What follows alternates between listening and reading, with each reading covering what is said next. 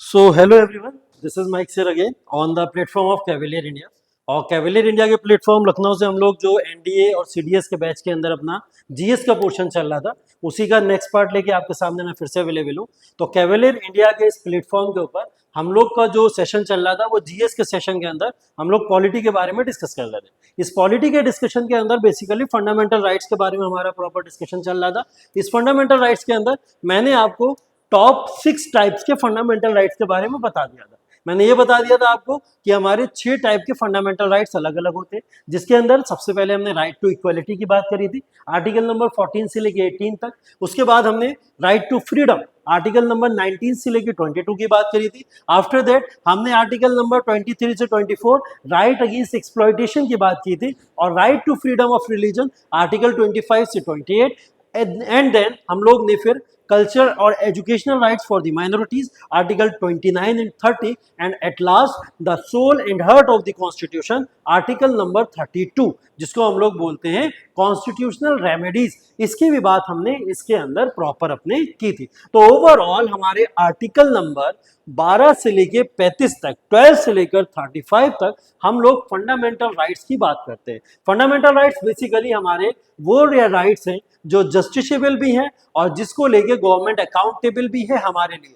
हमारे ये राइट्स वो हैं जिनको आप डायरेक्ट लेके कोर्ट में जा सकते हो, कोर्ट में जाने का राइट आपको दिया गया। आप direct supreme court under article 32 के तहत भी जा सकते हो। आप आर्टिकल नंबर 226 को लेके आप डायरेक्ट हाई कोर्ट में भी जा सकते हो अपने इन फंडामेंटल राइट्स को पाने के लिए। तो ये बेसिकली आपके बेसिक राइट्स हैं। इन बेसिक राइट्स को आप तक पहुंचाना और आप तक इसको प्रॉपर तरीके से लाना जुडिशरी की भी जिम्मेदारी है जितनी गवर्नमेंट की जिम्मेदारी है। तो आर्टिकल नंबर 12 से 35 तक में आर्टिकल 12 और 13 जो आपको इसके अंदर नहीं दिख रहा है उसके बारे में मैं आपको कुछ बता देता हूं। यहाँ पे जो आर्टिकल नंबर 12 है, यहाँ पे जो आर्टिकल नंबर हमारा 12 है, वो आर्टिकल नंबर 12 के अंदर मेंशन किया गया है definition of the state. State की डेफिनेशन के बारे में बात किया गया। क्या है state? State is a central government, state is a state government, state is a parliament, state is president, state is PM और व्हाट, कौन है? तो overall definition of the state की बात आर्टिकल नंबर 12 में करता है, और आर्टिकल नंबर 13 के अंदर बोलता है कि आपको प्रॉपर तरीके से जुडिशियल रिव्यू लेने की आजादी है, और साथ ही साथ में कोर्ट या सुप्रीम कोर्ट अपने सेल्फ डिसीजन, खुद के लिए गए डिसीजन को वापस से फिर से उसको इन्वेस्टिगेट कर सकता है, देख सकता है। तो 12-13 में सिंपल इस तरीके की बातें की गई, और 14 से लेके 32 तक मैंने आपको बता दिया ये सारी ओवरऑल बातें की। इसमें एक आर्टिकल और नहीं दिख रहा होगा आपको, आर्टिकल नंबर 30 के बाद में डायरेक्ट 32 आता है। तो आर्टिकल 31 कहाँ गया? Article 31 has been deleted.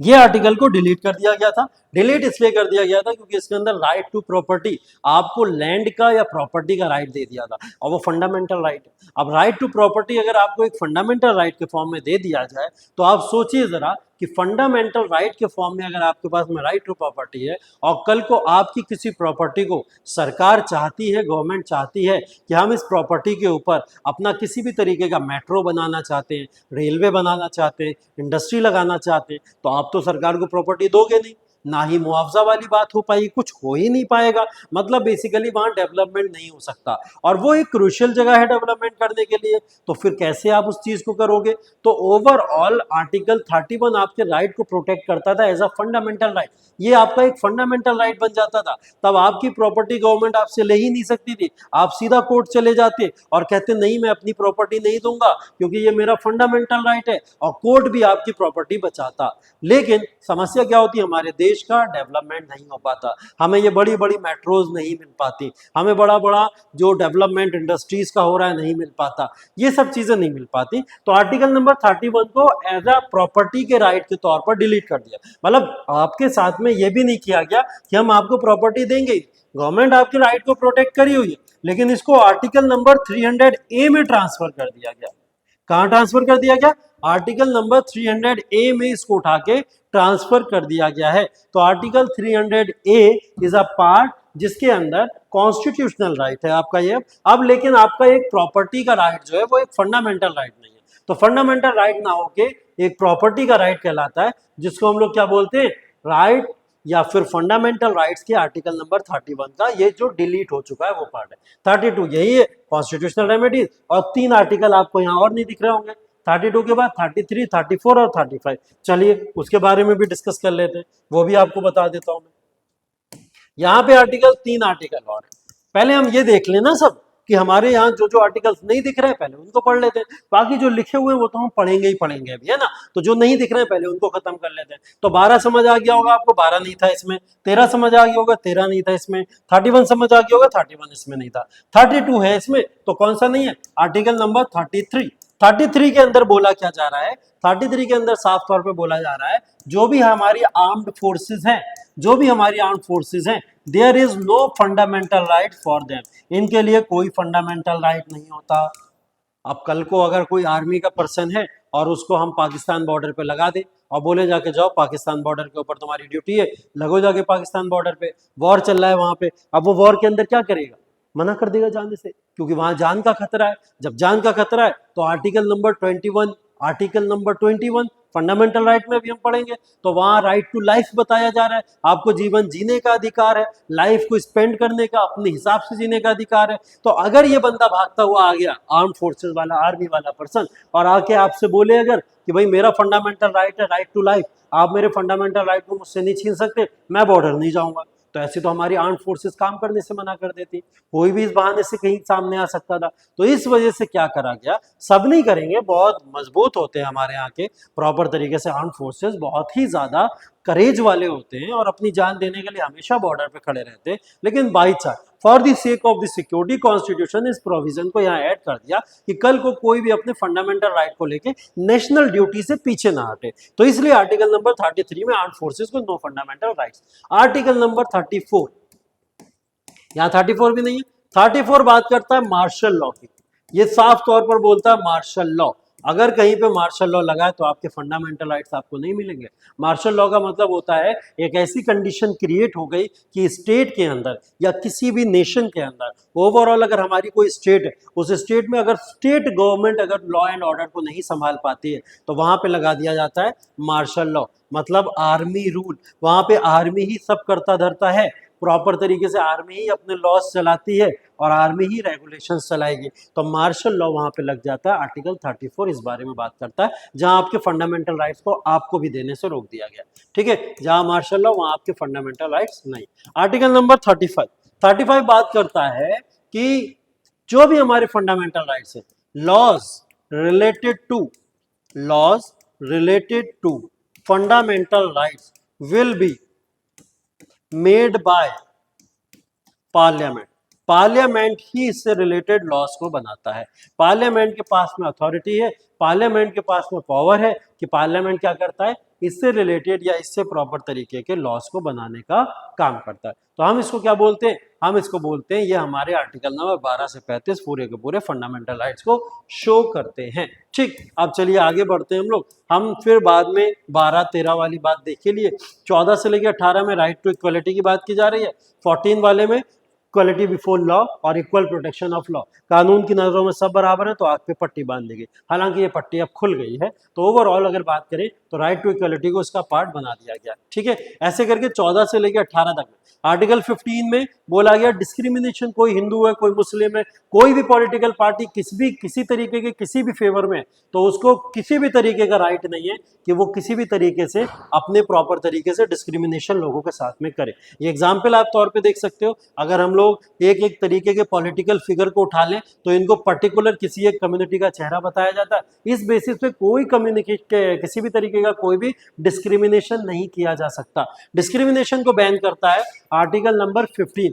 Article number 16 के अंदर बोला गया है कि हम डिस्क्रिमिनेशन को फिर से बैन करते हैं, but on the basis of employment, opportunity और एम्प्लॉयमेंट के बेसिस पे डिस्क्रिमिनेशन अगेन फिर नहीं होगा। यहाँ पे एक वर्ड और ऐड कर दिया जाता है, वहां पे रिलीजन, रेस, कास्ट, सेक्स और प्लेस ऑफ बर्थ था 15 में, 16 में यहाँ वंश या फिर डिसेंट को और ऐड कर दिया जाता है, ठीक है। आर्टिकल नंबर 17 बात करता है अनटचेबिलिटी, अनटचेबिलिटी के अगेंस्ट में लॉ होना चाहिए, अनटचेबिलिटी प्रोहिबिटेड है, हमारे यहाँ पे छुआछूत के बेसिस पे कुछ नहीं होता, बड़ी खतरनाक सजा है। उसके बाद में एबोलिशन ऑफ टाइटल्स, कोई भी हेरिडिटरी के बेसिस पे या किसी भी आधार पर कोई किसी को कोई टाइटल प्रोवाइड नहीं करेगा, चाहे राय बहादुर, राज बहादुर, दीवान, दयाराम, महाराजा, महाराज, मुगल, शहनशाह, बादशाह, ये सब टाइटल्स आज के टाइम में नहीं होते, बैन किया गया, एबोलिशन ऑफ टाइटल्स किया गया। आर्टिकल नंबर 18 में ये बात की गई। राइट टू फ्रीडम आ जाता है 19 से लेके 22 तक। 19 में 6 पॉलिटिकल फ्रीडम की बात की गई या डेमोक्रेटिक फ्रीडम की बात की गई है। ठीक, 6 में कौन कौन है? 19A की बात करें तो स्पीच एंड एक्सप्रेशन की बात करता है। 19B की बात करें तो बी आपके पीसफुल प्रोटेस्ट की बात करता है, विदाउट आर्म्स आप पीसफुल प्रोटेस्ट कर सकते हो। 19C की बात करें तो ये फ्रीडम टू फॉर्म एसोसिएशन, आप अपना एसोसिएशन बना सकते हैं। 19D की बात करें तो मूवमेंट, एक प्लेस से दूसरे प्लेस पे मूवमेंट की बात कर सकता है। और 19E की अगर आप बात करेंगे तो रेजिडेंस, किसी भी एक जगह पे रेजिडेंस या सेटलमेंट की बात करता है। 19F की अगर हम लोग बात करेंगे तो यहाँ पे F डिलीटेड, यहाँ पे लिख लीजिएगा, आप लोग यहाँ मेंशन कर लीजिएगा। जैसे अभी हमने देखा आर्टिकल नंबर 31 डिलीट हो गया था, ऐसे article number 19F has been deleted.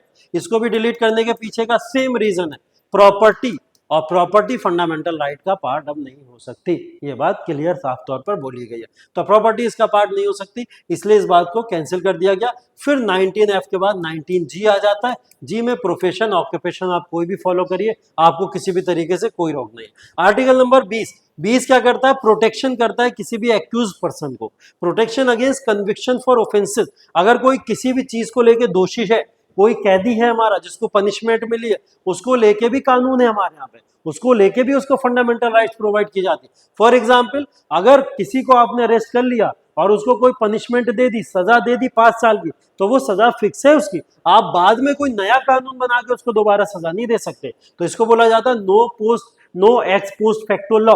आप सजा उसको सजा देने के बाद नहीं दे सकते, अगर आपने उसको एक सजा दे दी तो वो फुल एंड फाइनल। उसके बाद नो डबल जियोपार्डी, किसी भी इंसान को एक क्राइम के लिए 2 बार सजा नहीं दे सकते, अगर सेम क्राइम है तो सेम क्राइम के लिए 2 बार उसको सजा नहीं दे सकते। इसी में नो सेल्फ इंक्रिमिनेशन आता है, आप किसी भी पर्सन को बुला के, नो सेल्फ इंक्रिमिनेशन का मतलब अपने ही खिलाफ दोषी करार देने के लिए, सेल्फ गवाह बनने के लिए मजबूर नहीं करे, वरना रात भर पुलिस डंडों से मारती और सुबह में कहती जाओ अपने खिलाफ गवाही दो, गवाही देने जाता आदमी, है ना। तो इस वजह से इसको प्रोटेक्ट किया गया। आर्टिकल 21 जिसमें आपको बता रहा था राइट टू लाइफ होती है, पर्सनल लिबर्टी होती है, इसके अंदर आपको राइट टू लाइफ और पर्सनल लिबर्टी दी गई है, ये आपको प्रॉपर तरीके से प्रोवाइड की गई है। ये अगर आपकी इमरजेंसी भी लग जाए उस समय में भी ये राइट आपका बरकरार रहता है।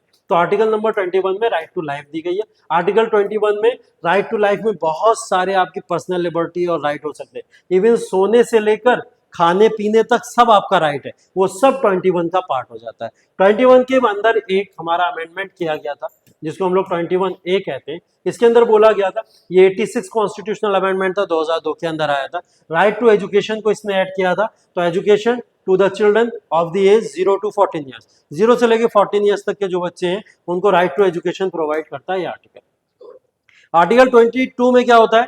22 में प्रोटेक्शन अगेंस्ट अरेस्ट और डिटेंशन, अरेस्ट और डिटेंशन के अगेंस्ट में यहाँ पे प्रोटेक्शन की बात कर रहा है। एक तो 20 पड़ा जहां पे अरेस्ट कर लिया गया था उसके राइट क्या है, एक राइट ये है कि अगर किसी को अरेस्ट और डिटेन करने जा रहा है तो उसके राइट क्या है। सिंपल सी बात है, अगर आप किसी को डिटेन करने जा रहे हो तो पुलिस आपको नोटिस नहीं देगी, आपको शक के बिना पे डिटेन कर सकती है और आपके खिलाफ कार्रवाई करेगी। ऐसा तब होता है जब फॉर एग्जाम्पल दंगे वंगे होने वाले हो, कुछ ऐसा होने वाला हो, है ना, तब भी आपको क्या करना पड़ता है, आपको कुछ ना कुछ लीगल अथॉरिटीज दी जाती हैं, आपको प्रोटेक्शन दिया जाता है। लेकिन अरेस्ट वाले केस में तो साफ बोल दिया गया है, अगर आपने किसी को अरेस्ट किया है तो अरेस्ट करने से पहले आपको उसको वारंट इशू करना पड़ेगा, एफआईआर करनी पड़ेगी, एफआईआर पहुंचानी पड़ेगी, सम्मन करना पड़ेगा, और अरेस्ट करने के बाद मजिस्ट्रेट के सामने 24 घंटे के अंदर अंदर पेश करना पड़ेगा।